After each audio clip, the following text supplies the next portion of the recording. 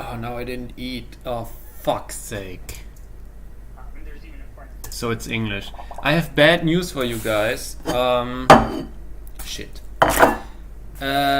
Looks like some mathematical geniuses found out that the climate is changing and stuff like that. I don't know. What a great introduction to this advertisement stream. Is everything up and running? Let me quickly check. We are going live. Okay, cool. Welcome back to this advertisement episode. As always, it's in blue because I'm blue Debbie die. That's exactly how the song goes. lgl.zillion.com. Join now. It's a free server. Well, you need a paid Minecraft license because it's a premium server. But then you can join for free. And what is going on with my frame rate? Where are the frames even displayed? Oh, right there on the top. Okay, so it's over 30 frames. That is, I don't know. Well, I guess fuck the numbers, which shouldn't be the topic of today since today's talk, but isn't frames all about the fields, not about the numbers? And it feels better now. And the numbers are also higher. Well, seems like numbers are important somewhat. Okay, well, let's get to the advertisement part. So this blue server, well, it's not blue actually. It's just my graphics drivers that are fucked up, and I don't know, I don't care to fix them. Maybe one day I'll switch to Arch on my laptop as well, and then maybe it works. Yeah, what a great idea. Whatever. Right, so this Minecraft server is a anarchy server, and it's vanilla, which is a unusual combination. Most anarchy servers claim to be vanilla or vanilla-like, or I don't know what the term is. I'm not too well informed in the scene, but most servers claim to be somewhat vanilla-ish, or even claim to be vanilla, but they usually are not. The reason for that is that you need some basic plugins, even though you can you don't touch the gameplay and stuff like that. You want to have some anti-cheat or whatever, or improve performance with some paper fork or stuff like that. And in this case, I wanted to give you a server with the name Lasergurkenland that is actual, pure, real, no vanilla like, but actual vanilla. And wow, this is really broken here. And the reason I'm doing that is because how am I going to repair this shit? Well, because I wanted to play on such a server and I didn't find any.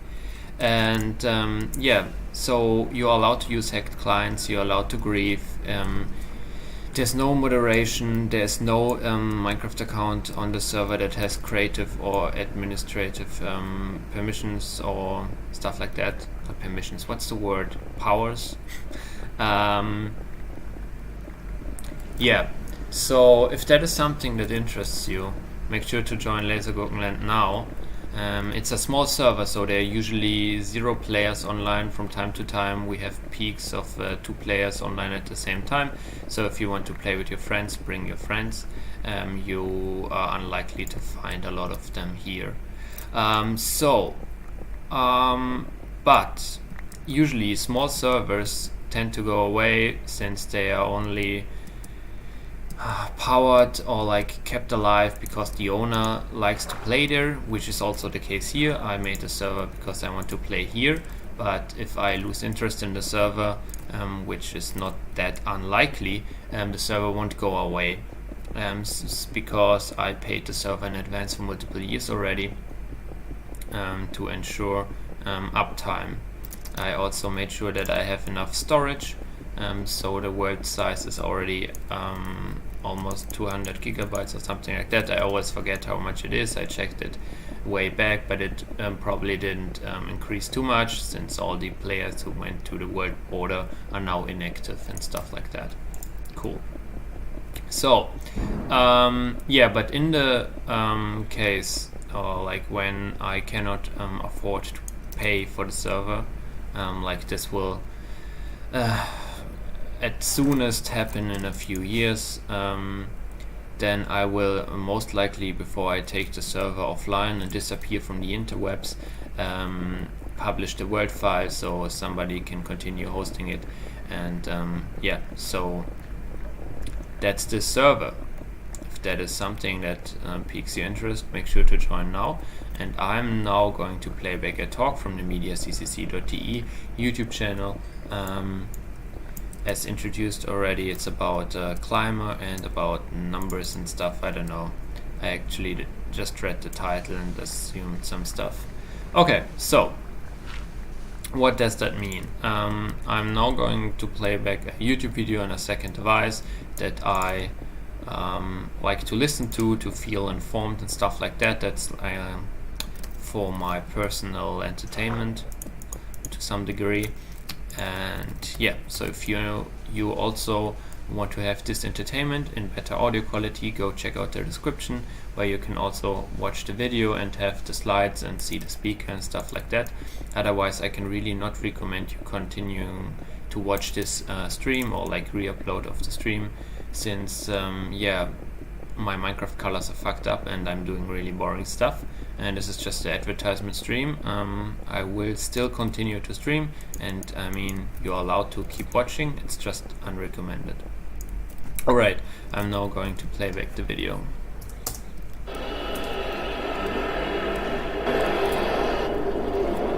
Wait, quick sound check as always. Where's this fucker? So, sound check. Actually, we have sound. That's good, boys. That's good.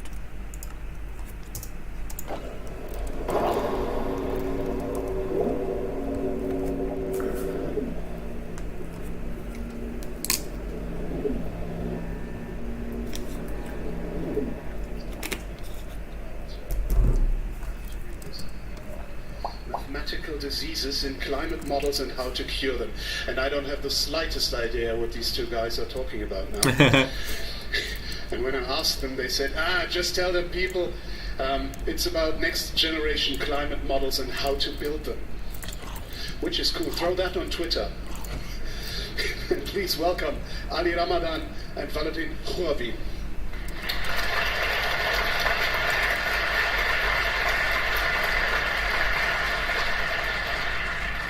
Cool. Can you guys hear us? Is this okay? I'll stand back a little bit. Okay, cool. Thank you. So if you guys saw the last talk by Carla Labyrinth or something, so we're kind of expanding on her talk a little bit. So she talks a lot about kind of uncertainties in climate models. And one point that she did make was that most of the uncertainty actually comes from humans, but there's a really huge uncertainty that also comes from the models. So we're talking more about the model uncertainties, which is kind of uncertainties because of unknown or missing physics, kind of how to cure them. So this will be kind of a weird talk. So I'll talk a little bit more about the climate modeling part. Are you kidding me? I got raided again? Again? Fucking again? Oh my gosh, all my shulkers are gone. My life sucks. Somebody's watching these streams, I feel like.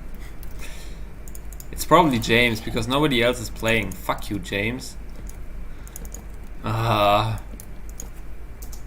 then kind of how to cure them involves using new programming languages, and that's where Valentin will talk about Julia. So we'll kind of just start with maybe just giving kind of an idea of why it's so hard to model the climate. So if you've seen images like this a lot, where it's like it's a satellite image, basically of clouds. It's used for like weather forecasting. But you can also immediately see there's lots of really small clouds. So basically, if you want to build a climate model, you got to be able to resolve all the physics in these clouds. So you can actually zoom in a lot. So the clouds look a bit over here, but if you zoom in on kind of Central America, then you see even smaller clouds. And if you zoom in even more, so say you zoom in on the Yucatan Peninsula, then you can see the clouds are really, really small. So they're like maybe 5 smaller kilometers. Some of the clouds are 100 meters or something. And as the last talk kind of suggested, most climate models they resolve things of up to 50 kilometers. So anything smaller than 50 kilometers, the climate model can't really see. So you have to kind of take that, and it kind of has to account for that, because clouds are important. If you have more clouds, then Oh wait, that reflects. was.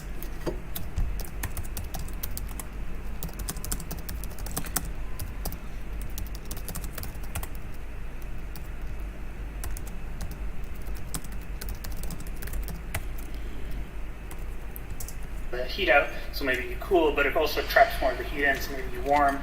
And if you have more clouds, maybe you warm more, but if you have less clouds, maybe you warm even more. So it's kind of unsure. We actually don't know if clouds will make the climate warmer or if they'll make the climate cooler. So it's important for your climate model to kind of resolve or see these little clouds. So kind of where the mathematical disease comes in is that we don't know what equation to solve. We don't know exactly what physics to solve to kind of resolve the effect of these little clouds. So it's kind of the mathematical disease. We don't know how to do it, so you use what's called a parametrization, which is the mathematical disease.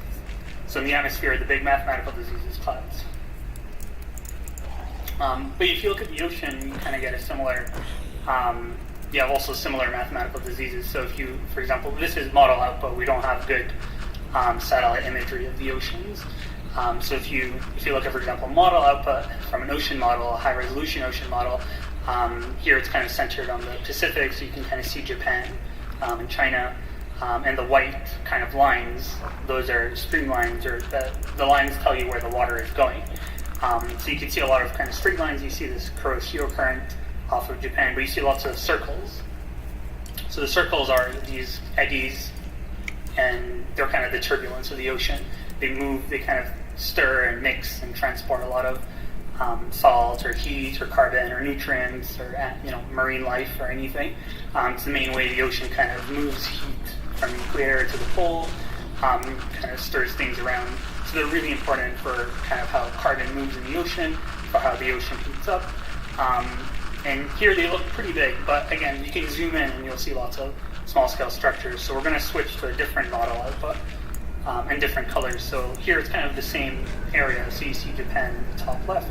But what's being plotted is vorticity, so you don't have to know what that is. It's kind of a measure of how much the fluid or the water is spinning.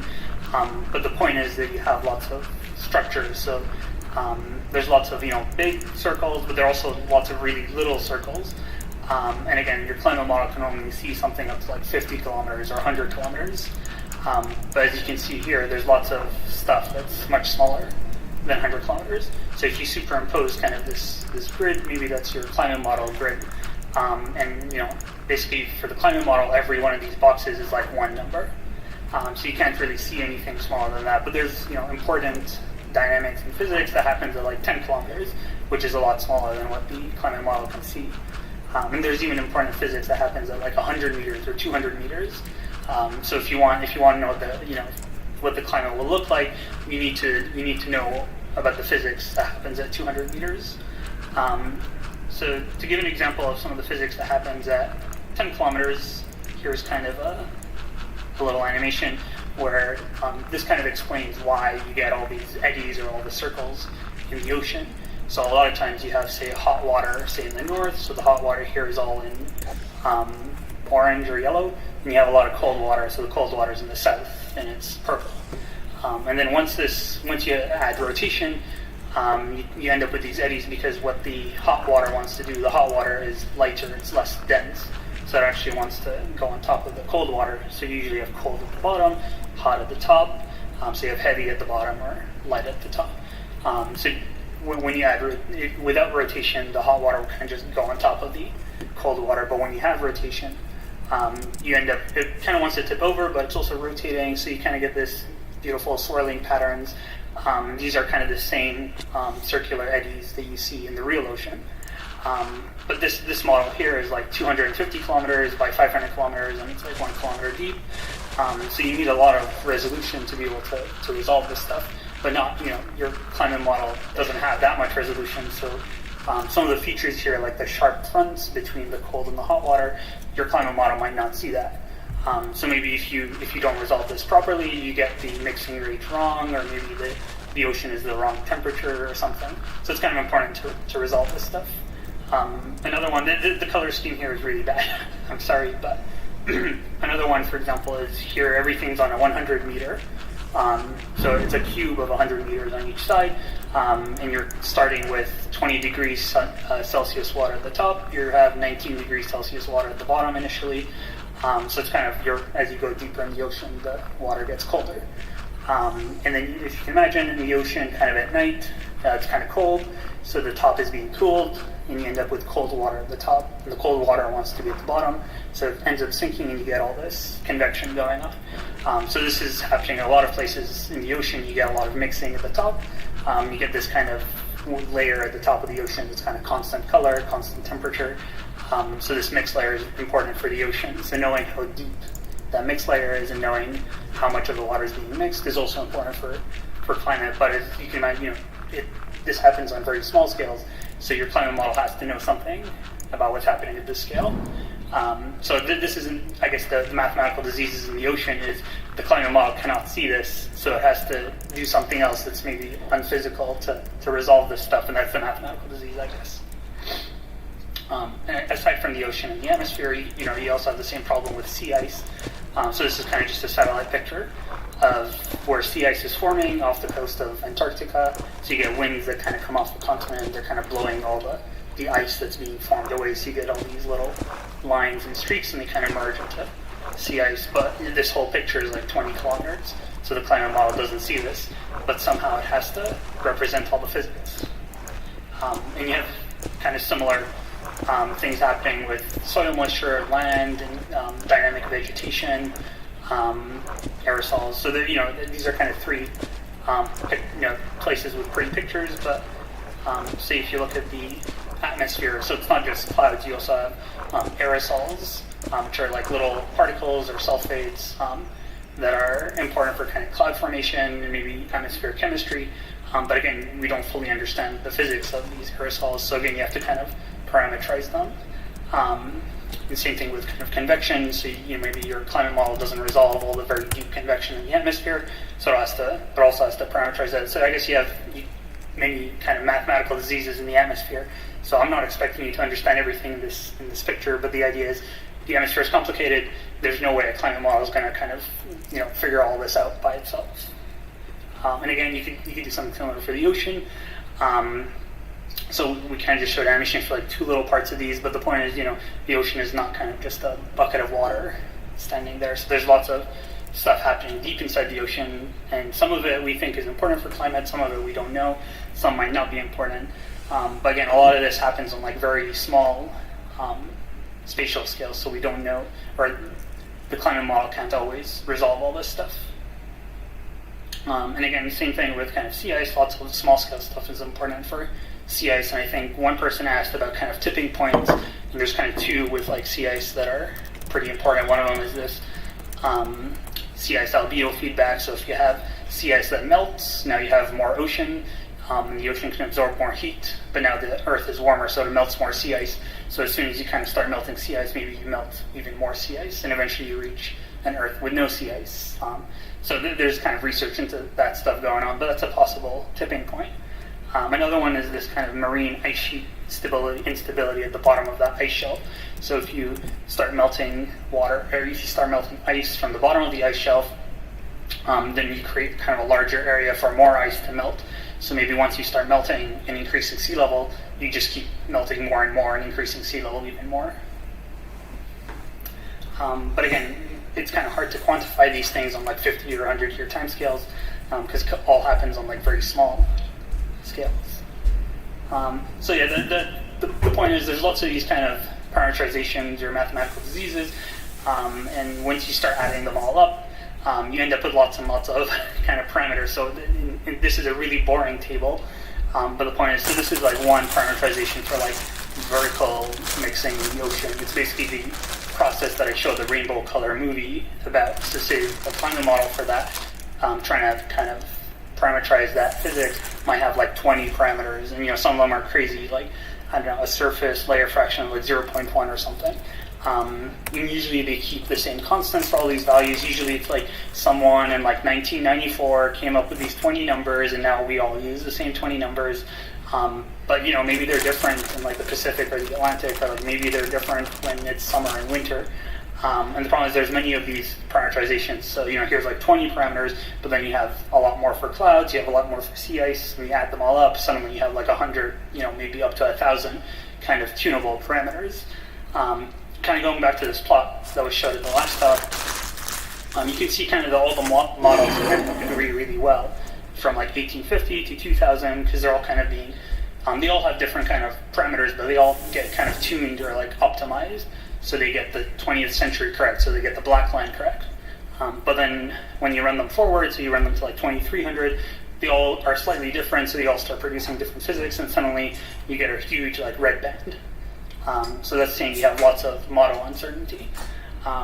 So it's kind of, I don't know, some people might say like, oh, this like tuning process, this like optimization, it's like not very scientific. They'd be kind of right. It's kind of like, in the past, it's kind of like the best we've had. But I think, we should be able to do a little bit better than that. So just to give you an idea, some people would say, why don't you just, most of the physics, why don't you just, resolve all the physics But say if you want to do like a direct numerical simulation, so that's basically saying you want to resolve all the motions in the ocean and the atmosphere, you basically need to resolve things down to like 1 millimeter. So if you have like a grid spacing of 1 millimeter, and you consider the volume of the ocean and the atmosphere, you basically say you need like 10 to the 28 grid points. That's like, imagine putting cubes of like 1 millimeter everywhere in the ocean and atmosphere. That's how many grid points you need. So unfortunately, you could do that, but there's not enough computer power or storage space in the world to do that. So you're kind of stuck doing something a bit coarser. Usually, most climate models use like 10 to the 8 grid points, so that's 10 to the 20 too little. And of course, you don't want to just run a big climate model once. You need to run them for very long times. So usually, like you run them for 1,000 years or 10,000 years. You want to run many of them because you want to collect statistics. So generally, you don't run at the highest resolution possible. You run kind of at a lower resolution so you can run many models. So because you can only use so much resolution, it seems that parameterizations or these kind of mathematical diseases, you have to live with them, you got to use them. But at least one idea is, instead of using numbers that somebody came up with in 1994, you might as well try to figure, better numbers, or maybe, if the numbers are kind of different in different places, you should find that out. So one thing you could do, or one thing we are trying to do, is get the parameterizations to kind of agree with like basic physics or agree with observations. So we have lots of observations, and we can run kind of high resolution simulations to resolve a lot of the physics, and then make sure when you put the parameterization in the climate model, it actually gives you the right numbers according to basic physics or observations. But sometimes that might mean, different numbers in the Atlantic and the Pacific, or different numbers for the winter and the summer. And you have to run many high-resolution simulations to get enough data to do this. But indeed, these days I think we have enough computer power to do that. So to kind of do all these high-resolution simulations, we ended up building a new kind of ocean model that we run on GPU. Where's the guy? What is he even doing? Always these people that want to help, and then there's, I don't know, do something. Because GPUs are all faster for giving us these results, so that we ended up, usually most climate modeling is done in Fortran. We decided to go with Julia for a number of reasons, which I'll talk about. But the left figure is kind of that mixed layer or boundary layer turbulence kind of movie, but instead of the rainbow color map, now it's using a more reasonable color map, so it looks like the ocean. And the right is that old movie. So we're just generating tons and tons of data from using simulations like this, and then hopefully we can get enough data and like figure out a way to train the parameterizations. But it's kind of a work in progress. So a different idea that might be more popular here, I don't know, is instead of kind of using the existing parameterizations, you could say, okay, well now you have tons and tons of data, maybe you just throw in like a neural network into the differential equations. Basically you put in the physics you know, and then the neural network is responsible for the physics you don't know. So for example, most people here might not, I also don't want to talk about differential equations because that would take a long time. So just imagine that the equation in the middle is kind of what the climate model needs to solve, and the question marks are kind of physics we don't know, so we don't know what to put there. But maybe you could put in a neural network. So number one is kind of like a possible parameterization, or a possible way you could try to parameterize the missing physics, where the neural network is kind of responsible for everything. We find that doesn't work as well. So instead, maybe you tell it some of the physics, So maybe you tell it about Q, which is like the heating or cooling at the surface. And then it's kind of responsible for resolving the other stuff. But it's still a work in progress, because the blue is kind of supposed to be your data, the orange is supposed to be the neural data imagery. So it's still a work in progress, but hopefully we'll be able to do a bit better. So this is kind of stuff that's like a week or two old. But to kind of reach a conclusion, at least for my half of the talk, so the reason I personally like Julia as a climate modeler is we were able to kind of build an ocean model from scratch, basically in less than a year. And one of the nice things is that the user interface, or kind of the scripting and the model backend, is all in one language, whereas in the past, usually you write the high level in like Python, and maybe the backend is in like Fortran or C. And we find, when we use Julia, it's just as fast as our legacy model, which was written in Fortran. And one of the nicest things was that basically you're able to write code once, and there's a native GPU compiler. So basically you write your code once, single code base, and you go to CPUs and GPUs. So you don't have to write two different code bases. And yeah, we find generally, because it's a high-level language, when we're kind of more productive, we can give a more powerful user API. And Julia kind of has a nice multiple dispatch backend, so that we find that makes it easy for like users to kind of extend the model or hack the model. And there's some people would say the Julia community is pretty small, but we find there's a pretty big kind of Julia community interested in scientific computing, so we find kind of all the packages we need are pretty much available. So with that, I'll kind of conclude my half by saying there's most of the uncertainty in climate modeling basically comes from humans, because we don't know what humans will do. But there's a huge model uncertainty basically because of physics we don't understand, or physics the climate model cannot see. You can't resolve every cloud, every wave in the ocean. So you gotta figure out a way to account for them. So that's what our parameterization does. And we're trying to kind of use a lot of computing power to kind of make sure we train or come up with good parameterizations instead of kind of tuning the model at the end. And we're hoping this will lead to better climate predictions. Maybe it will, maybe it won't. But at least, even if it doesn't, hopefully we can say we got rid of the model tuning problem. And hopefully we can make, we find it that software development for climate modeling is easier than if we did it in Fortran.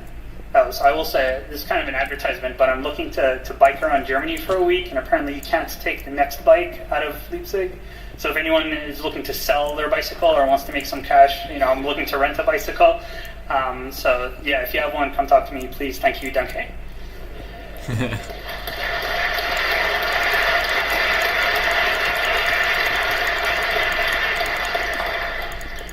So, one big question for me always is, how can we as technologists help, right? I think most of us in this room are fairly decent with computers. The internet is not necessarily Neuland for us. But how do we use that knowledge to actually impact real change? And if you haven't, there's a fantastic article, worrytream.com/climate change, which lists like all the possible, or not all the possible, but a lot of good ideas to think about and go like, okay, do my skills apply in that area? Well, I'm a computer scientist. I do programming language research. So how do my skills really apply to climate change? How can I help? And one of the things that took me in this article was and one of the realization and why I do my work is that the tools that we have built for scientists and engineers, they're rather poor. Computer scientists like myself have focused a lot on making programming easier, more accessible, but we don't necessarily have kept the scientific community as a target audience. And then you get into this position where models are written in a language, Fortran 70. Fortran is a rather nice language, but it's still not one that is easily picked up and where you will find enthusiasm in younger students for using it. So I work on Julia, and my goal is basically to make scientific computing easier, more accessible, and make it easier to access the huge computing powers we have available to do climate modeling. Ideas, if you are interested in this space, is you don't need to work on Julia necessarily, but you can think about maybe I'm to look at modeling for physical systems, modeling, like one of the questions is, can we model air conditioning units more precisely, get them more efficient, or any other technical system? How do we get better efficiency, but we need better tools to do that? So the language down here as an example is Modelica. There's a project right now, Modia, that is trying to see how we can push the boundary there. The language up here is Fortran. You might have seen a little bit of that in the talk beforehand, and it's most often used to do climate science. So why programming languages? Why do I think that my time is best spent to actually work on programming languages and do that in order to help people? Well, Wittgenstein once said, the limits of my language are the limits of my world. What I can express is what I think about. And I think people who are multilingual know that sometimes it's easier to think for them about certain things in one language than it is in the other one. But language is about communication. It's about communication with scientists, but it's also about communication with the computer. And too often programming languages fall into that trap where it's about, oh, I want to express my one particular problem, or I want to express my problem very well for the compiler, for the computer. I want to talk to the machine. Well, I found that programming languages are a very good tool to talk to other scientists, to talk in a community, and to actually collaborate. And so the project that Ali and I are both part of has, I think, 30-ish? I don't know, the numbers are big. It's a big group of climate scientists, modelers, and we have a couple of numerical scientists, computer scientists, and engineers, and we are all working in the same language, being able to collaborate and actually work on the same code, instead of me working on some low-level implementation and Ali telling me what to write. And that wouldn't be really efficient. So yes, my goal is to make research easier. Do we really need yet another high-level language? That is a question I often get. It's like, why Julia and not, why are you not spending your time and effort doing this for Python? Well, so this is, as a small example, this is Julia code. It looks rather readable, I find. It doesn't use semantic white space. You may like that or not. It has all the typical features that you would expect from a high-level dynamic language. It is using the MIT license. It has a built-in package manager. It's very good for interactive development. But it has a couple of unusual ones. And those matter. You need, if you want to simulate a climate model, you need to get top performance on a supercomputer. Otherwise, you won't get an answer in the time that it matters. Julia uses just-in-time, ahead-of-time compilation. The other great feature is that Julia is written in Julia, so I can just look at implementations. I can dive and dive and dive deeper into somebody's code and don't have a comprehension barrier. If you ever have spent some time and try to figure out how Python sums numbers under the hood to make it reasonably fast, good luck. It's hard. It's written in C, and there is a lot of barriers in order to understand what's actually going on. Then, reflection and metaprogramming, you can do a lot of fun stuff, which we're going to talk about. And then the very big one for me is that you have native GPU code generation support, so you can actually take Julia code and run it on the GPU. You're not relying on libraries, because libraries only can express the things that were written in them. So early on, last December, I think, we met up for the climate science project, and after deciding on using Julia for the entire project, they were like, we're happy with the performance, but we have a problem. We have to duplicate our code for GPUs and CPUs. And I'm like, what, really? That can't be. I mean, I designed the damn thing, it should be working. Well, what they had at that point was basically always a copy of two functions, where one side of it was writing the CPU code, and the other side was implementing the GPU code. And really, there were only a couple of GPU-specific parts in there, and if anybody has ever written GPU code, it's this pesky which index am I calculation. Whereas the for loop on the CPU just where it looks quite natural. And I was like, well, see, come on. What we can do is we can just write a kernel. So we take the body of the for loop, extract it into a new function, add a little bit of sugar and magic to core GPU kernels and CPU functions, and then we're done. Problem solved. Well, the code code roughly would look like this, and actually this you can copy and paste this, and it should work. And so you have two functions. One of them launches, you extract your kernel, then you write a function, it takes another function and runs that function in a for loop, or it launches that function on the GPU. And then you have this little GPU snippet, the only bit that is executed on the GPU, which calculates the index and then calls the function f with an index argument. I'm like, I'm done here. My contribution to this project is done. Well, they came back to me and were like, no, this is not good enough. And I was like, why? Well, the issue is they needed kernel fusion. So that's the process of taking two functions and merging them together. And I'm like, okay, fine. Why do they need that? Because if you want to write average efficient GPU code, you need to be really concerned about the numbers of global memory loads and stores. If you have too many of them, or if they are irregular, you lose a lot of performance. And we need good performance, otherwise we can't simulate to the resolution highly wants.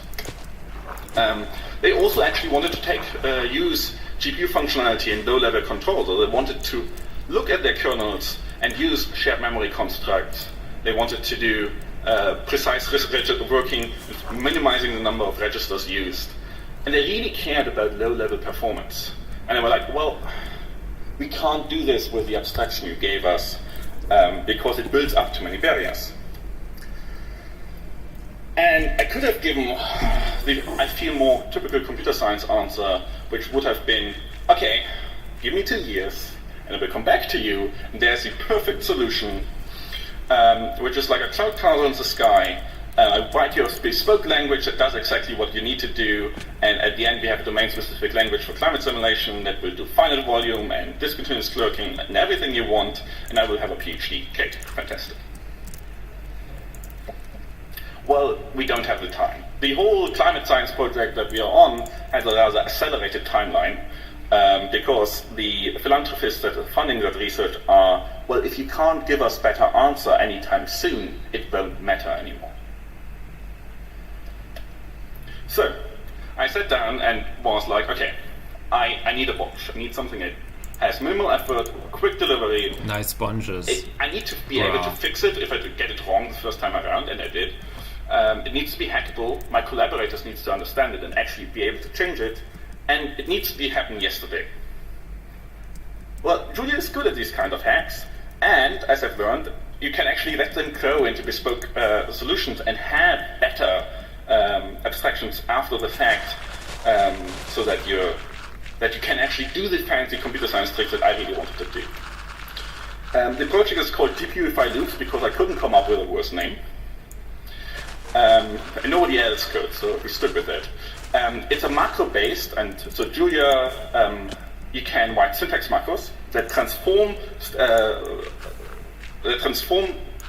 the written statements into smaller statements. So you can insert code or remove code if you want to. It right now targets CPUs and GPUs, and we are talking about how do we get multi-threaded into the story, how do we target more on different GPUs. There are other projects that are very similar. So there's Ocker, which is where a lot of these ideas are coming from on the OpenACC in C++ for something very similar. But basically, you write a for loop, you write an add loop in front of it, which is a magic macro that takes a transformation, and you have two index statements. And now you just say, I want to launch it on a GPU, and it magically does the job. Okay, fantastic. So let's peek under the hood. The entire implementation of the macro add loop without the error checking that didn't fit on the screen is a couple of lines. So everything is here. And basically, I'm just manipulating the for loop so that on the GPU it only iterates one iteration per index, and on the CPU it iterates all of the indices, because a CPU is single-threaded and a GPU is many multi-threaded cores. There's a little bit of magic hidden in the isDevice function, because how do I know where I'm running? And if you're curious how to do that, and we can talk afterwards. But otherwise, it's a very simple, straightforward transformation. It's written in Julia. It's it's a Julia function, and yeah. So you don't need to understand the code here. Just what.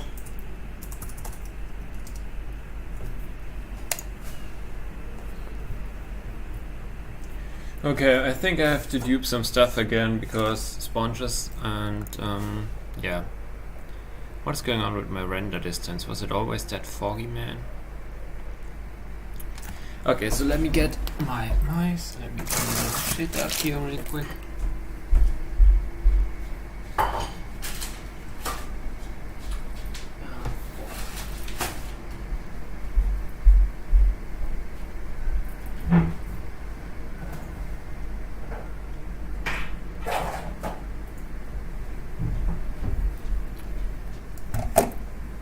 No.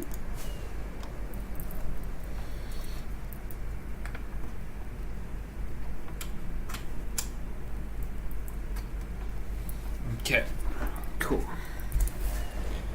Is he following me? No. Nice.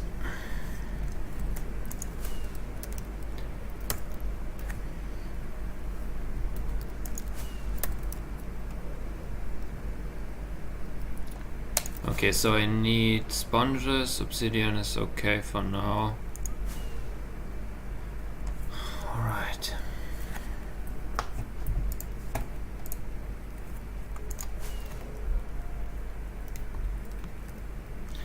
Oh, there's still so much work to do. Oh man. I don't know, I somehow thought that this side is already done, but I stopped due to the withers. That's fucked up. Okay. Whatever. Well, I don't want to play back the video while duping because he's showing all these code snippets and I need my second screen to dupe. Okay, so let's dupe this shit.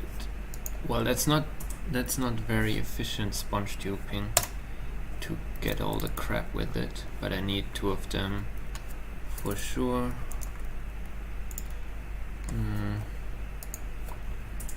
I don't know if I have a sponge chest.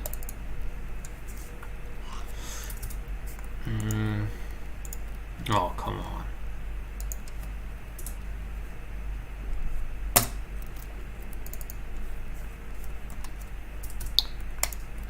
Okay, that's the one.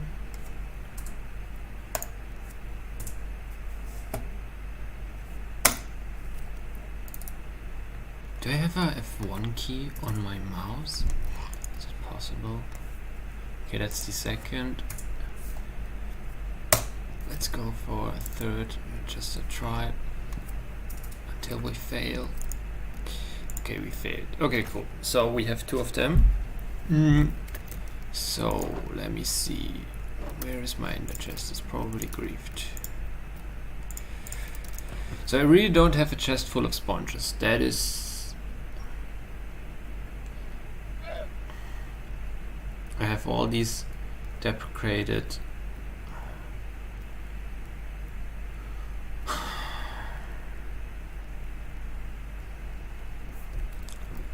Is there? No. Oh, come on.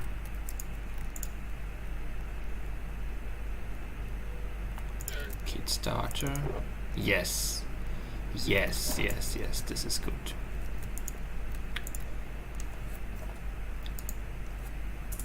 Okay. I mean, it's diamond. We could real quick upgrade this kit to. Okay, so wait.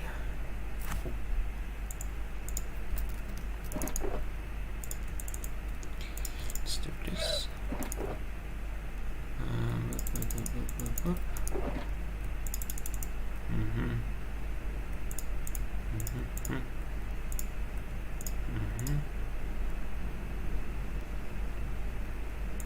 Sick touch sucks. Let's go only with this. Well, okay, let's go with both. And let's put this crap in here.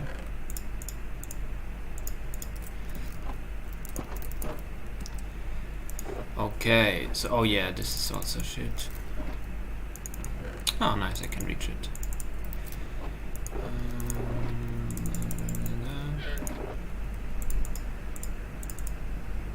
Let's move this, replace it with this. Yes.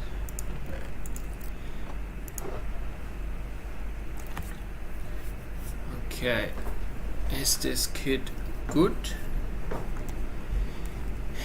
It is, but I don't need as many fireworks, do I?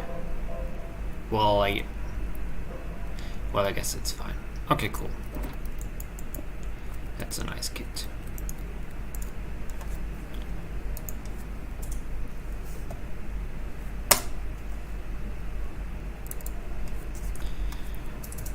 Let's pray that we can dupe it fast.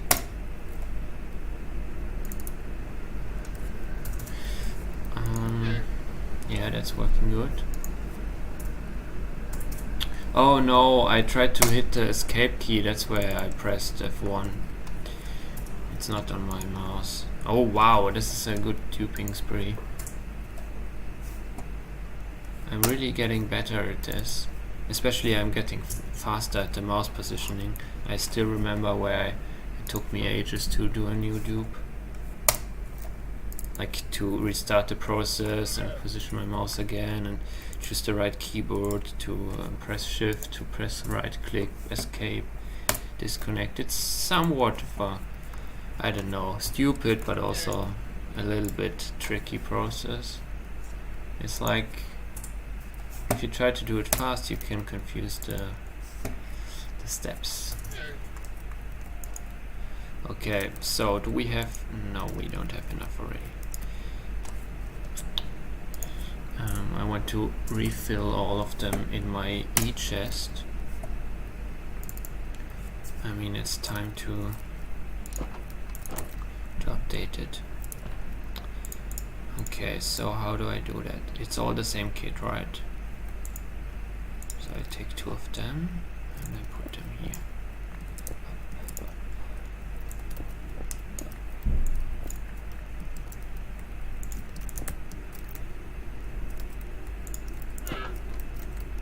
Okay, then I take another 2, up, and that's it. Okay, cool. So, and then I refill it. Okay, that's nice.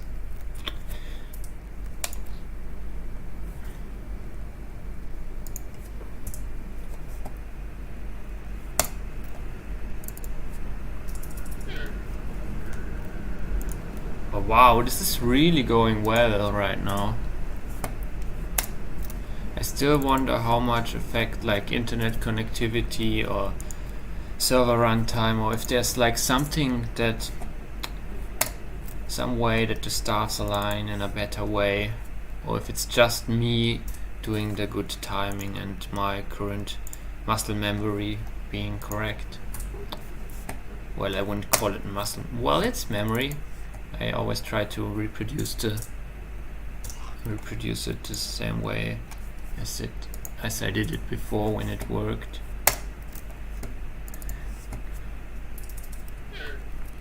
I remember when I did like 6 or 7 tries in a row, which took me like 5 minutes, and I didn't get a single dupe. Oh man. It's way worse than the last dupe, but it's still highly efficient, boys. It's so highly efficient. Okay, nice. So that's really good. Then, which is my most empty chest? This is really empty.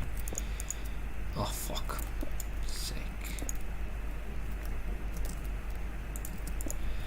Okay, there I can put some sponges in.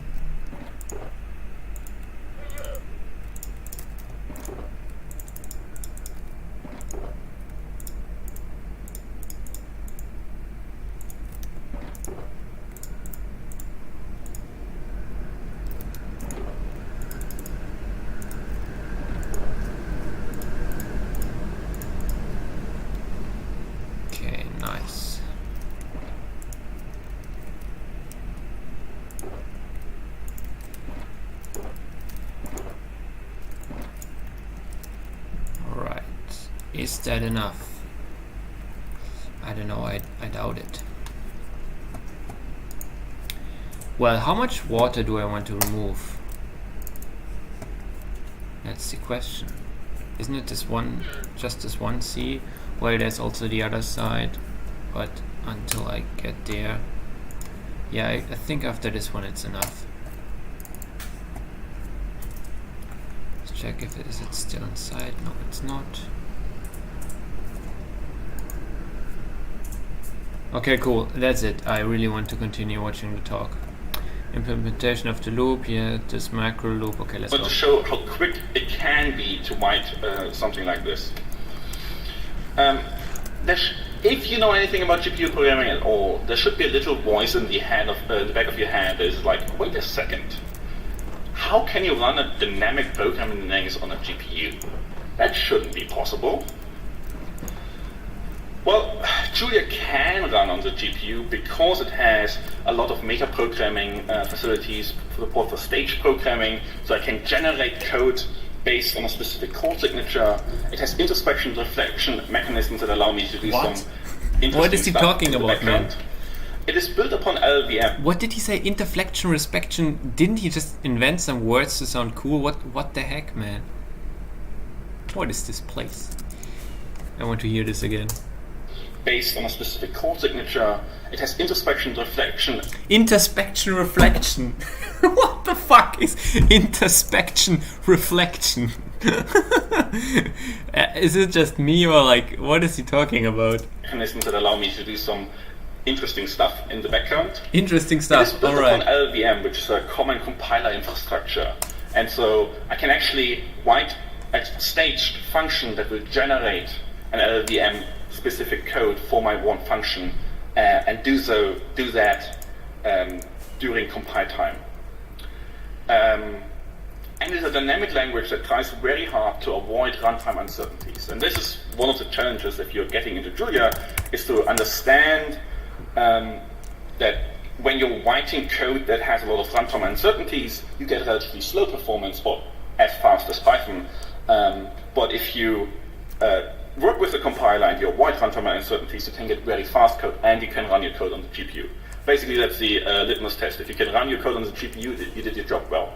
And it provides tools to understand the behavior of your code.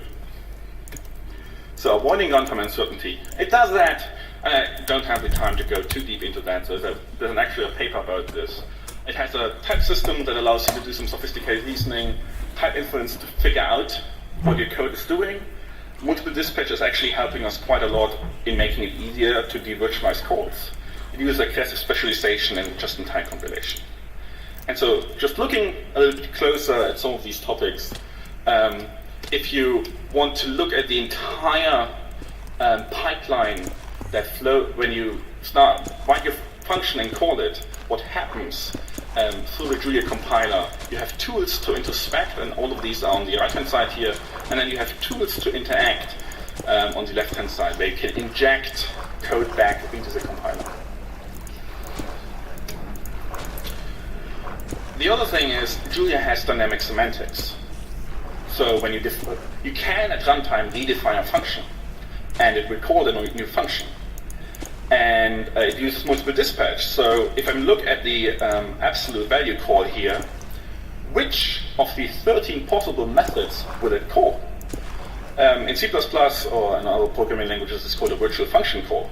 So isn't Julia everything a virtual function call? No. This is one of the important points is when we call a function, let's say we call sine of x, we look at the type of the input arguments, and then we first of all look at which function is applicable to our input argument. So in this case, it would be the real down here, because float64 is a subtype of real.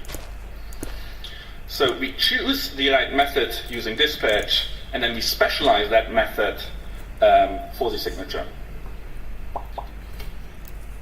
So the rule in multiple dispatch to remember is we're calling the most specific method, whatever specific might mean. So if you have this little example where we have function f, which has 3 different methods, And we have an integer argument that can be matched on x or on y, and then we have a floating point argument on y, and we call this with 1, hello. Well, we will select the method that is most specific for this argument, which would be the number 1 here.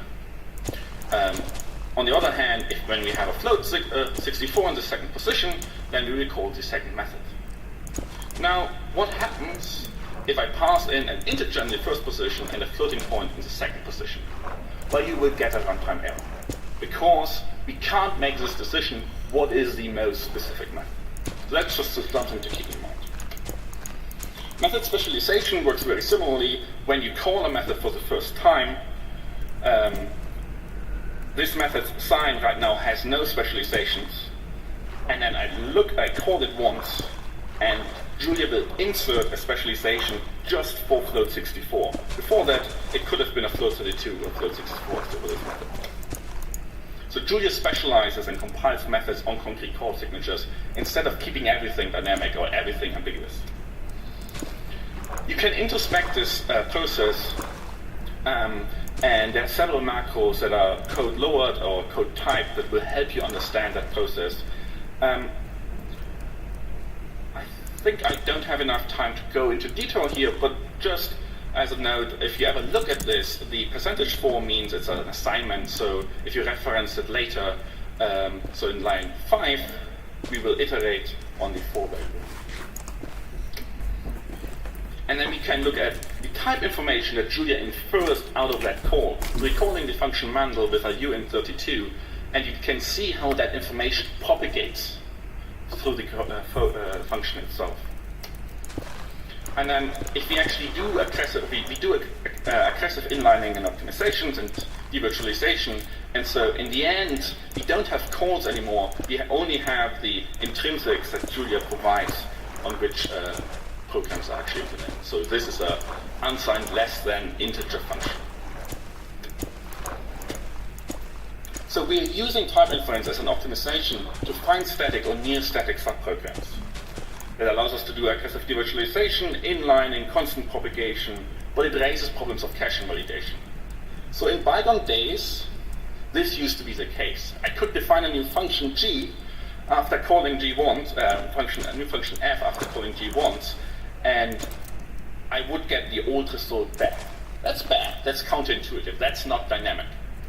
So in Julia 1.0 and I think 05 and 06 already, we fixed that. So we're invalidating the functions that have dependencies on the function we just changed.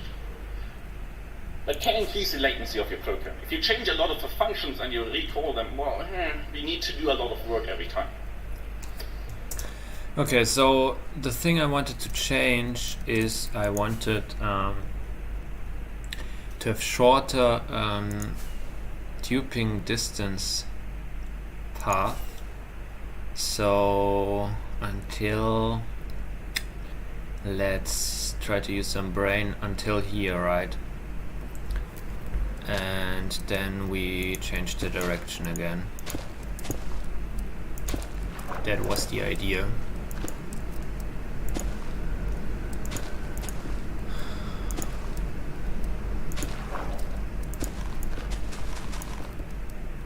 I think that could work. Right.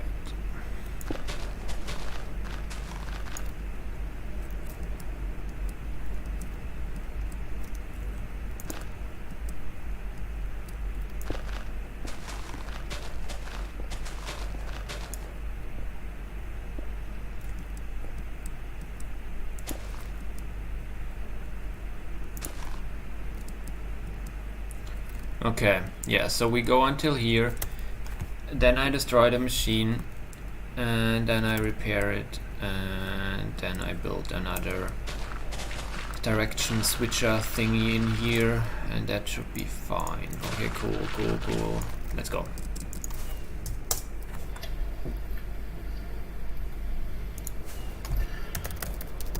We do constant propagation. So as a very simple example, we try to reduce, we try to exploit as much information as possible. And so if you write a function f and you call the function sign with a constant value, we actually will just return you the constant, avoiding the calculation of the sign entirely.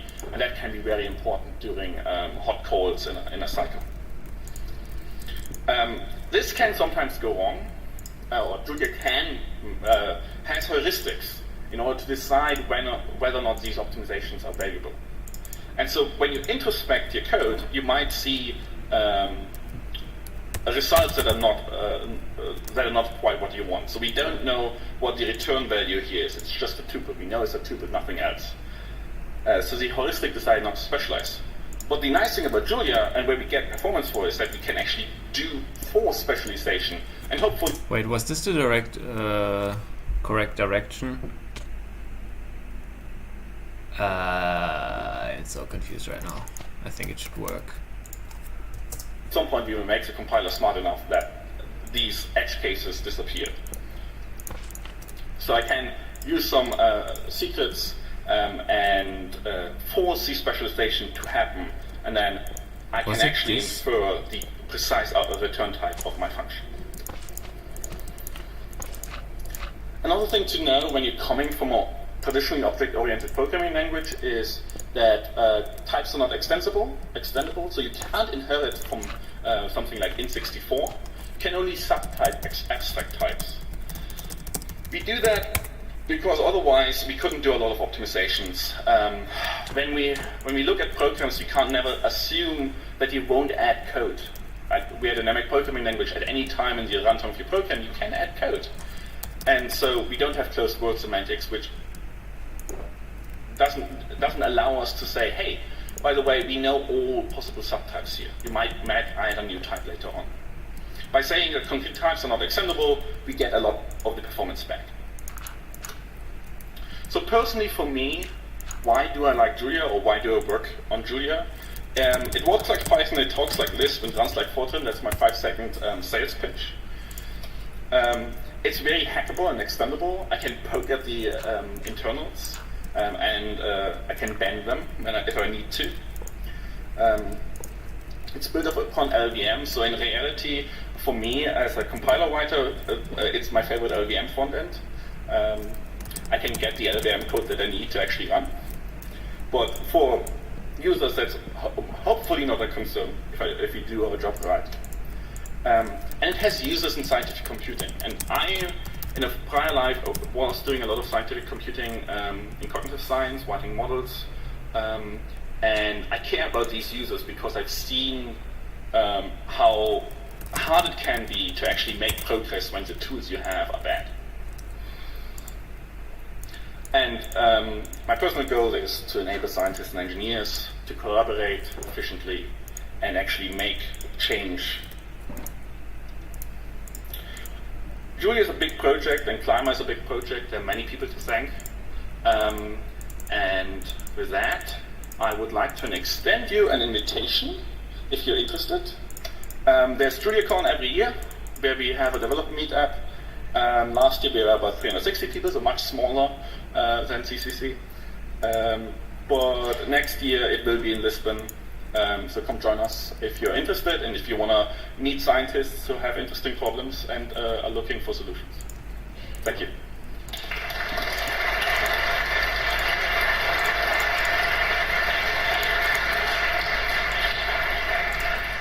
Time for questions and answers. Are there any questions? Yeah, we've got microphones over there, so just jump to a microphone and ask your questions so that everybody could hear it. What do you mean when you say that Julia talks like Lisp? And how is this a good thing? Well, it talks like Lisp, but it doesn't look like Lisp. I assume that's what you mean. It doesn't have that many places. But no, Lisp has rather powerful metaprogramming capabilities and macros. And so we have a lot of that. If you read a little bit about the history of Lisp, the original intention was to write mLisp, which would be Lisp with a nice syntax. And I think Julia is my personal is mLisp. It has all the nice features, but it doesn't have the bracket syntax. Okay, thank you. Thanks for the talk. My question is regarding the first part of the talk. You if I understand correctly, you're simulating a deterministic system there. So there's no additional noise term or anything, right? Well, if you had infinite precision, I think it would be deterministic, but I think by kind of design, turbulence itself is not deterministic. Well, it's a chaotic system, but... But the discretized version itself is deterministic. You don't have a Monte Carlo part where you have some noise that you would add to, which might actually be justified from the physics side, right? Well, so I mean, I think if you ran the same simulation again, you would not get. Well, I think if you ran on the exact same machine, you would get the same answer. So in that sense, it is deterministic. But if you ran on a slightly different machine, like truncation error on like the 16th decimal place, could give you a completely different answer. So the point I'm trying, am I allowed to continue? Yes, of course. There's no one else. But, well, there is one person else, so you can continue a few minutes if you want to.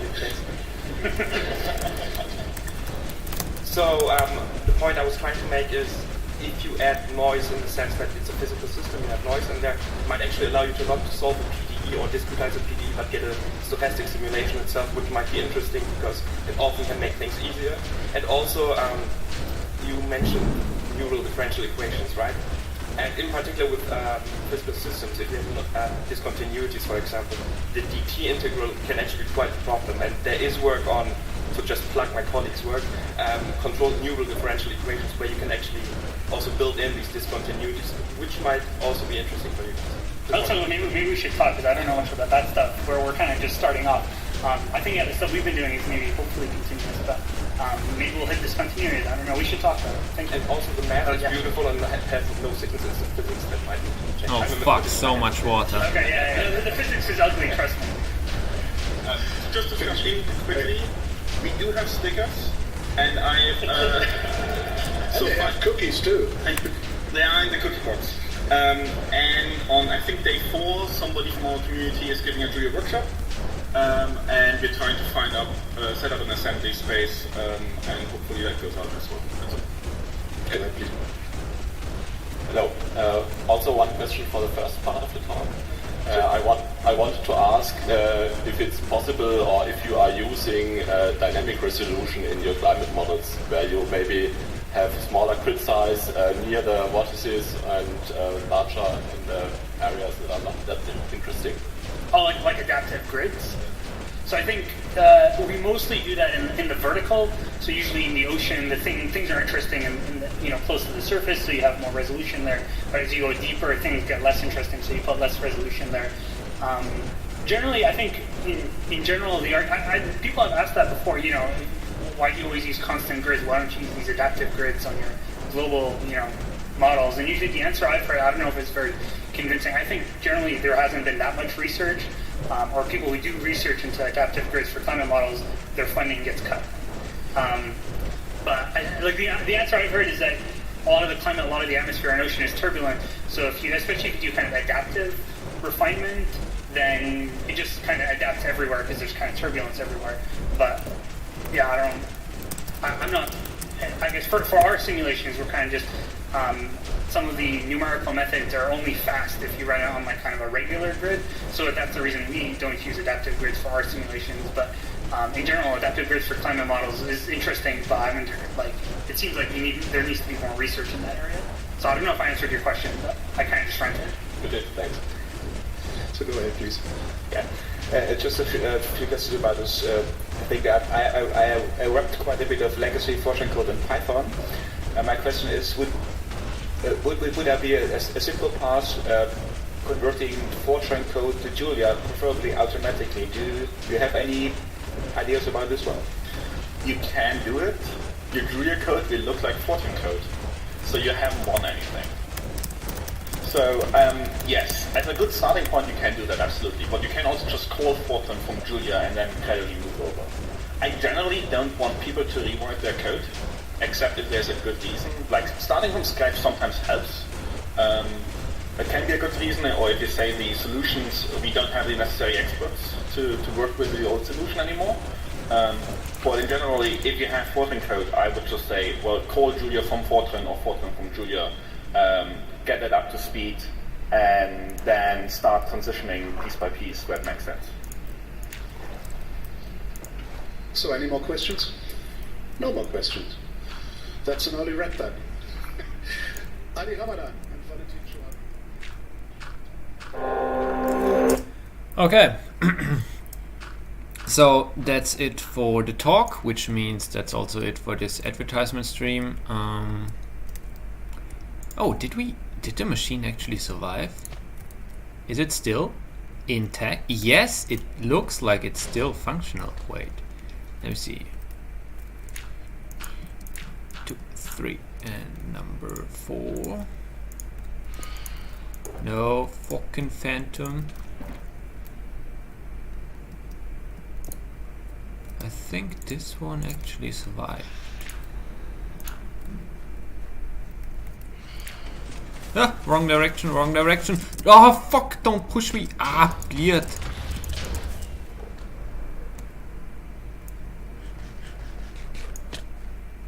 Okay. It looks good to me. Nice.